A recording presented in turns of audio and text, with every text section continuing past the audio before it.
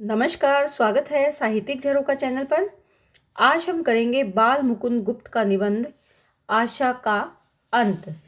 गुप्त जी एक बहुत ही अच्छे निबंधकार के रूप में जाने जाते हैं। तो आइए इनके निबंध आशा का अंत के बारे में इस वीडियो के माध्यम से जानने का प्रयास करते हैं।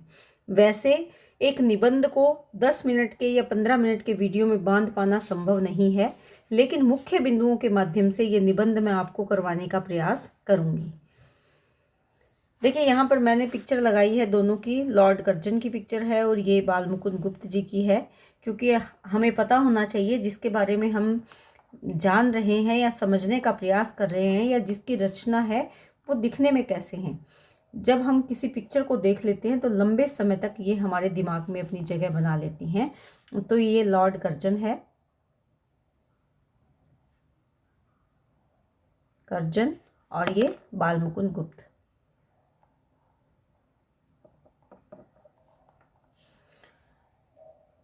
तो आइए अब इनके बारे में विस्तार से जानते हैं। देखिए आशा का अंत निबंध किसका लिखा हुआ है? बाल मुकुंद गुप्त का। इस निबंध को अगर लेखन की दृष्टि से देखें तो ये एक राजनीतिक व्यंग्यात्मक लेख है। राजनीतिक व्यंग्यात्मक लेख में क्या होता है कि राजनीतिक व्यवस्था पर व्यंग्य करना लेखन के माध्यम से। तो गुप्त जी ने इस निबंध में राजनीतिक परिस्थितियों पर या जो राजनीतिक स्थितियां थी उस पर व्यंग्य किए हैं अपने लेख के माध्यम से। शिव शंभू के नाम से ये लेखन कार्य करते हैं। शिव शंभू के नाम से इन्होंने लेखन कार्य किया, इसीलिए जो इनकी रचना है शिव शंभू के चिट्ठे, उसमें संकलित है आशा का अंत निबंध। इसका प्रकाशन भारत मित्र नामक पत्रिका में हुआ और कब हुआ था? 25 फरवरी 1905 ईस्वी में हुआ। निबंध का मुख्य उद्देश्य अंग्रेजी शासन के समय भारत की दुर्दशा का सजीव चित्रण करना है। यानी अंग्रेजों ने भारत पर जब शासन कर रखा था उस समय भारत की दशा कैसी थी, और दशा नहीं, हम उसे दुर्दशा कहेंगे, बुरी दशा, उसका सजीव चित्रण इन्होंने अपने इस निबंध के माध्यम से किया है। इस निबंध में प्रमुख घटना कौन सी है? लॉर्ड कर्जन का दूसरी बार वायसराय बनकर भारत पे आगमन। देखिए लॉर्ड कर्जन पहले भी वायसराय बने थे भारत में, लेकिन बीच में लगभग 7 सालों के लिए वो यहाँ से चले गए थे, और अब 7 सालों के बाद वो दोबारा से वायसराय बनकर भारत में आ रहे थे। तो उस घटना का इन्होंने जिक्र किया है। दोबारा आगमन का मतलब है कि लोगों को ये लगता था कि शायद कुछ परिवर्तन होगा, हमारी परिस्थितियों में कुछ परिवर्तन होगा, राजनीति में कुछ बदलाव आएगा जो कि हमारे जीवन के लिए सुखदायी होगा, परंतु वो उनकी कसौटी पर खरे नहीं उतरे या उनका आगमन भारतीयों के लिए शुभ नहीं रहा। उसी के बारे में इस निबंध में बताया गया है। लेखक ने लॉर्ड कर्जन को माय लॉर्ड कहकर संबोधित किया है, यानी जहां पर माय लॉर्ड की बात आएगी वो कौन है? लॉर्ड कर्जन है। तो आइए अब इसके बारे में थोड़ा और जानते हैं। देखिए लेखक ने व्यंग्य भरे स्वर में कहा था कि दूसरी बार भारत आने के बाद उनके भाषणों में कुछ भी ऐसा नहीं था जो भारतवासियों को संतोष दे पाता। भारतवासियों को उनसे अनेक आशाएं थी। तरह तरह की पीड़ा झेलने वालों को सदा एक उम्मीद होती है कि उनकी पीड़ा का निवारण अवश्य हो जाएगा, और उसी उम्मीद के कारण ही वो अपना शेष बचा हुआ जीवन बिताते हैं। इसका उदाहरण लेखक ने अपने इस निबंध में अनेक जगह दिया है। जैसे एक बीमार व्यक्ति को आशा रहती है कि शायद कोई दवाई ऐसी होगी जिससे कि उसकी जो बीमारी है वो दूर हो जाएगी, और उसी आशा के कारण वो अपनी बीमारी से लड़ता है, जूझता है। उसी प्रकार भारतीयों की भी कुछ ऐसी ही स्थिति थी। जो भारतीय थे वो क्या सोच रहे थे कि लॉर्ड कर्जन का आगमन कैसा होगा, कि पहले भारतीयों को क्या उम्मीद थी लॉर्ड कर्जन से? जैसे कि विक्रमादित्य से, जैसे कि अकबर से, हारून रशीद से, नौशीरवां से। क्यों? क्योंकि इन्होंने भारतीयों के लिए, अपनी आवाम के लिए, अपनी जनता के लिए बहुत अधिक कार्य किए थे। वैसे ही लॉर्ड कर्जन का भारत में दोबारा से आगमन इन्हें भारतीयों को उत्साहित कर रहा था। यहाँ पर जो विक्रमादित्य का जिक्र किया है ये हिंदू राजा थे, और हिंदुओं को ये लगता था कि जब विक्रमादित्य का राज्य था तो उन्होंने हिंदुओं के लिए कार्य किए थे, तो लोग, जो भारतीय लोग थे, उन्हें क्या लग रहा था, जो हिंदू लोग थे वो ये सोच रहे थे कि जैसे विक्रमादित्य का शासन था वैसे ही लॉर्ड कर्जन भारत में शासन करेंगे। जो मुस्लिम थे वो सोच रहे थे कि अकबर के समान यहाँ पर शासन रहेगा। जो हारून रशीद, जो मुसलमानों के खलीफा माने गए हैं, वो ये सोच रहे थे कि अब वैसा ही ज़माना फिर से आ जाएगा। पारसी लोग लॉर्ड कर्जन में अपने नौशीरवां को ढूंढ रहे थे, जिसको वो मानते थे, और ये मानते थे कि नौशीरवां की तरह लॉर्ड कर्जन भी लोगों की भलाई के लिए कार्य करेगा। क्यों ऐसा मानते थे? क्योंकि समय के साथ पुराना दुख भुला दिया जाता है और नए सुख की कामना की जाती है।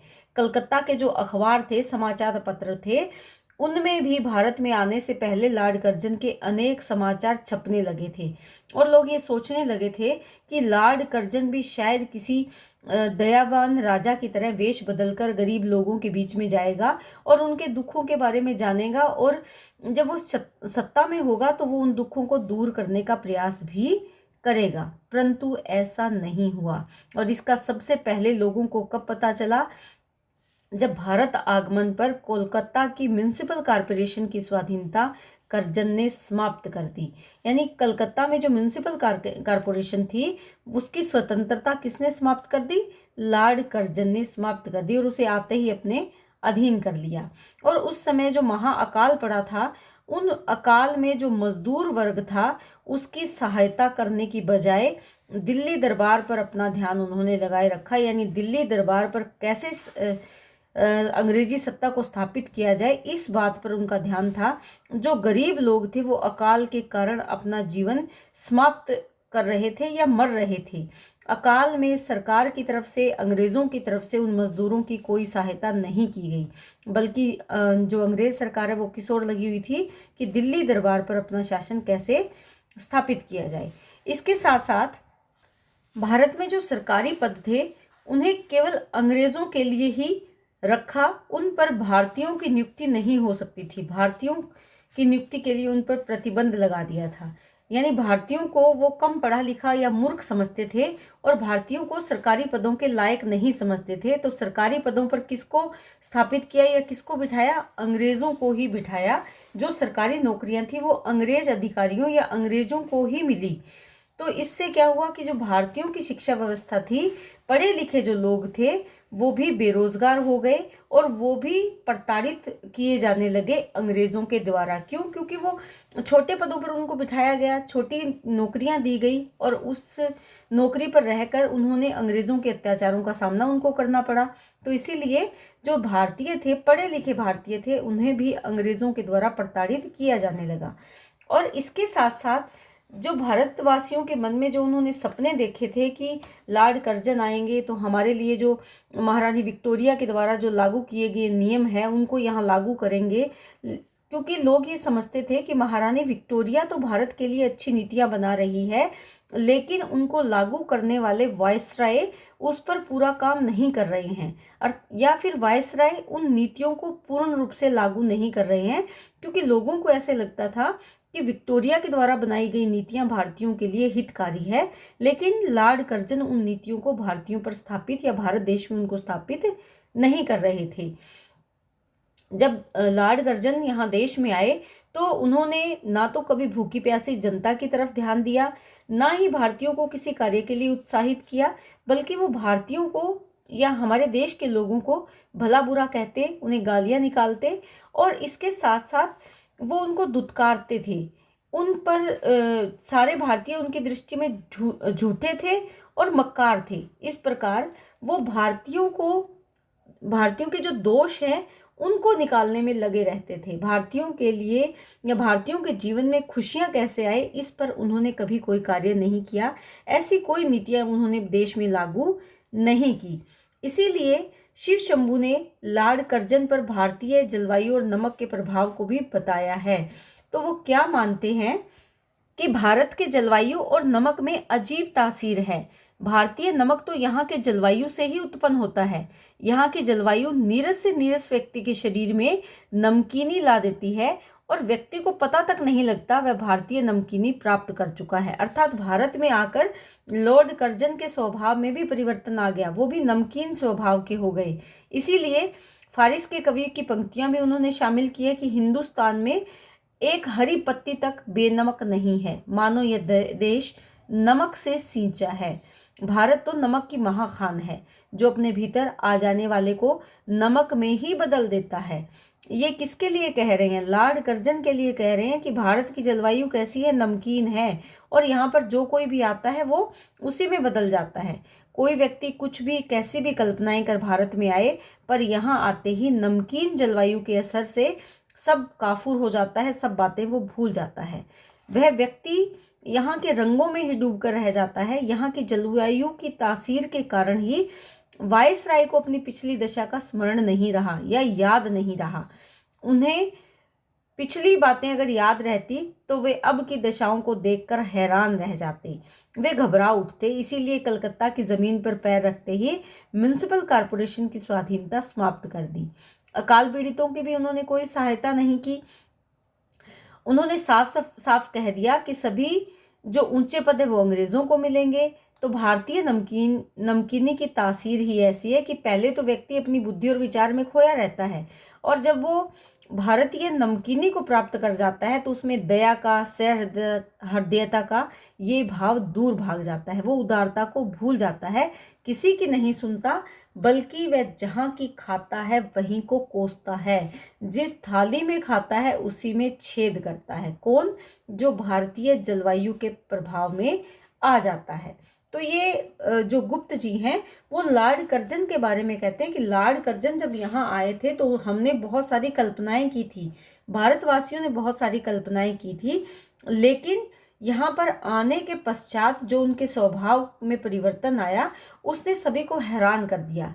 क्योंकि भारत में आने के बाद भी जो लॉर्ड कर्जन है ये भारतीयों पर अत्याचार ही करते रहे, उनको दबाने और कुचलने के प्रयास में ही लगे रहे। अपने इस निबंध के माध्यम से गुप्त जी कहना चाहते हैं कि हम भारतवासी इस देश में रहते हैं, यहीं क्या खाते हैं, यहीं के पहनते हैं और यहीं पर मर जाते हैं, लेकिन बुराई भी किसकी करते हैं? इसी देश की करते हैं। अपना देश हमें अच्छा लगकर भी अच्छा नहीं लगता। हमें पराये देशों की प्रशंसा और अपने देश की अवहेलना या बुराई करना हमें खूब पसंद आता है। 1000 वर्षों तक अगर भारतीय अपनी अवहेलना करनी और करतूतों के कारण ही गुलाम रहे, क्योंकि भारतीयों ने अपनी ही अवहेलना की। अगर वो जागृत हो जाते, सचेत हो जाते, तो जो विदेशी आए थे उनकी वो सहायता नहीं करते और ना ही वो भारत को कोसते, वो अपने भगवान को कोसते, तो शायद हमारी परिस्थितियां कुछ अलग होती। हमने अपने ही भगवान को कोसा, अपने भारत देश को ही कोसा, और जो विदेशी भारत में आए उनकी हमने खूब सहायता की। युग बीत गए लेकिन हमारी मानसिकता अब भी वैसी ही है। आज भी हम थाली में खाते हैं, उसी थाली में छेद कर रहे हैं। आज भी हमारी मानसिकता बिल्कुल वैसी ही है। तो यहाँ पर अपनी बातों के माध्यम से लॉर्ड कर्जन को सटीक निशाना बनाया है और उनकी नीतियों का यहाँ पर व्यंग्य उड़ाया है या व्यंग्य किया है। और इसके साथ साथ जो भारतीयों की प्रवृत्ति है, जिस थाली में खाओ उसी में छेद करो, या भारत की जलवायु और नमक का उदाहरण जो दिया है वो भारतीयों के लिए व्यंग्य प्रधान है या व्यंग्यपूर्ण है। इससे भारतीयों की मनोवृत्ति को स्पष्ट करने का प्रयास किया है कि भारतीय लोग अगर अपने देश के प्रति सचेत रहें, जागरूक रहें, देश के प्रति प्रेम का भाव रखें, तो बाहरी सत्ता कोई भी, चाहे कितनी भी ताकतवर क्यों ना हो, वो हमें अपने अधीन नहीं कर सकती। इसीलिए अब हमें अपनी मानसिकता बदलनी होगी। अगर ऐसा हमने नहीं किया तो हम मानसिक रूप से आज भी गुलामी का जीवन जीते रहेंगे। ऐसा गुप्त जी अपने इस निबंध के माध्यम से बताना चाहते हैं। तो ये आज का हमारा निबंध था, आशा का अंत। और भारतीयों की आशा का अंत कब हो गया? जब लॉर्ड कर्जन ने आकर दोबारा से भारत पर शासन स्थापित किया। तो उसकी नीतियां कैसी थी? भारतीयों के लिए दुखदाई थी, भारतीयों के लिए बुरी नीतियां थी, भारतीयों पर वो अत्याचार अब भी किए जा रहे थे। इसी कारण भारतीय जो लोग थे उनकी आशा का अंत हो गया। उम्मीद करती हूँ ये निबंध आपको बहुत अच्छे से समझ में आया है। कमेंट करके ज़रूर बताएं। बहुत बहुत धन्यवाद।